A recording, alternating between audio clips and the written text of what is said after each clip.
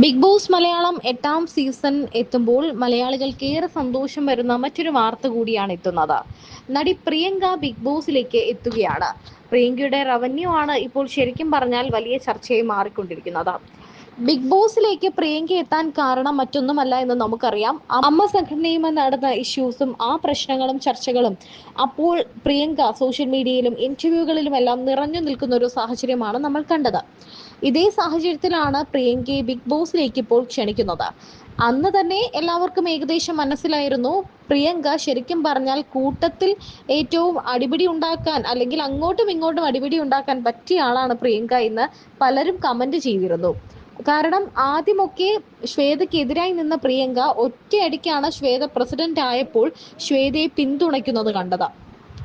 അതുമാത്രമല്ല, അമ്മ അസോസിയേഷനും അൻസിബയും തമ്മിലുള്ള അമ്മ അസോസിയേഷൻ എന്ന് പറയുമ്പോൾ ശ്വേത മേനോനും അൻസിബയും തമ്മിലുള്ള ഈ വലിയ പ്രശ്നം നടക്കുമ്പോൾ ആദ്യം പ്രിയങ്ക അൻസിബയുടെ സൈഡാണ് നിന്നത്. എന്നാൽ പിന്നീടാണ് അത് മാറി ശ്വേത മേനോന്റെ പക്ഷം പിടിച്ചത്.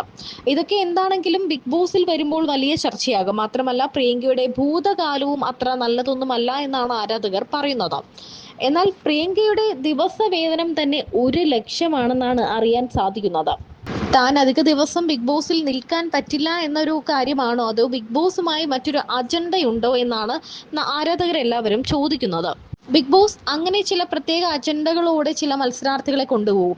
ഇങ്ങനെ മാനിപ്പുലേറ്റ് ചെയ്യണം, വഴക്കുണ്ടാക്കിക്കണം, അല്ലെങ്കിൽ കുത്തിത്തിരിപ്പുണ്ടാക്കണം, ട്രിഗർ ചെയ്യിക്കണം എന്നൊക്കെ പറഞ്ഞുകൊണ്ട് ഇങ്ങനെയുള്ള ചില കാര്യങ്ങളൊക്കെ നിങ്ങൾ അകത്ത് പോയി ചെയ്യണം എന്ന് പറഞ്ഞുകൊണ്ട് ചില മത്സരാർത്ഥികളെ ബിഗ് ബോസ് കൊണ്ടുവരാറുണ്ട്. കഴിഞ്ഞ സീസണിലൊക്കെ അങ്ങനെ ചിലരുണ്ടായിരുന്നു. ഈ വൈൽഡ് കാർഡ് എൻട്രി ആയിട്ട് വരുന്ന പലരും ബിഗ് ബോസ് പറയുന്ന പല കാര്യങ്ങളും അവിടെ ചെയ്യാൻ വേണ്ടി, പലരെയും മാനിപ്പുലേറ്റ് ചെയ്യാൻ വേണ്ടിയും, പല സൗഹൃദങ്ങൾ തകർക്കാൻ വേണ്ടിയും, പ്രണയങ്ങൾ ഇല്ലാതാക്കാൻ വേണ്ടിയും ഒക്കെ തന്നെയായിരിക്കും എത്തുക.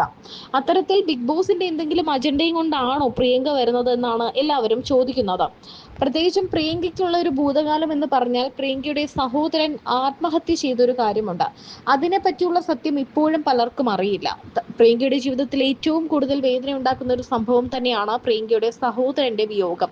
എന്നാൽ പ്രിയങ്കയുടെ ഒരു നഗ്ന ഫോട്ടോ ഒരു മാഗസീനിൽ വന്നതും അതിനുശേഷമാണ് പ്രിയങ്കയുടെ ജീവിതത്തിൽ പ്രശ്നങ്ങൾ ഉണ്ടായതും എന്നൊക്കെ പറഞ്ഞു കേട്ടിട്ടുണ്ട്. ഇതിനെപ്പറ്റി കൂടുതൽ കാര്യങ്ങളൊന്നും അറിയില്ല. എന്താണെങ്കിലും പ്രിയങ്ക സിനിമ സീരിയൽ രംഗത്തൊക്കെ വലിയ രീതിയിൽ ചൂഷണം ചെയ്യപ്പെട്ട ഒരു നടിയാണ്. അപ്പോഴൊക്കെ പ്രിയങ്ക തുറന്നു പറഞ്ഞിട്ടുണ്ട്, ഒരു പെണ്ണിന്റെ സൈഡിൽ നിന്നും ഒരു യെസ് ഇല്ലാതെ ആർക്കും ഒന്നും ചെയ്യാൻ പറ്റില്ല എന്ന്. അങ്ങനെ പലരും നമുക്ക് നേരെ, ഈ ഫീൽഡ് അങ്ങനെയാണ്, പലരും തങ്ങൾക്ക് നേരെ വരും, എന്നാൽ സ്ത്രീകൾ അത് കൈകാര്യം ചെയ്യുന്നത് പോലെ ഇരിക്കുമെന്നാണ് പ്രിയങ്ക എപ്പോഴും പറഞ്ഞത്. അത്തരത്തിൽ തൻ്റെ അനുഭവങ്ങൾ, സിനിമ സീരിയൽ ഫീൽഡിൽ പ്രിയങ്കയ്ക്കുള്ള അനുഭവങ്ങളും സത്യത്തിൽ ഈ ബിഗ് ബോസിലേക്ക് വരുമ്പോൾ ചർച്ചയാകും. അതുമാത്രമല്ല, ബിഗ് ബോസിൽ പല പ്രശ്നങ്ങളും ഉണ്ടാക്കാൻ പറ്റുന്ന ഒരാൾ കൂടിയാണ് പ്രിയങ്ക എന്നതാണ് സത്യം.